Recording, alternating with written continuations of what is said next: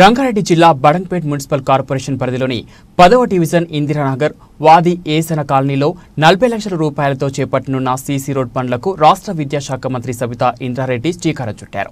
అనంతరం మంత్రి కాలనీలోని సమస్యలను అడిగి తెలుసుకుని త్వరగతిన పరిష్కరిస్తామని హామీ ఇచ్చారు. ఈ కార్యక్రమంలో 10వ division corporator Rohini Ramesh, Badangpet deputy mayor Ibrahim Shekhar, Badangpet BRS party అధ్యక్షుడు రామిడి రామరెడ్డి, బీఆర్ఎస్ పార్టీ కార్పొరేటర్లు, కార్యకర్తలు, కాలనీవాసులు పెద్ద సంఖ్యలో హాజరయ్యారు.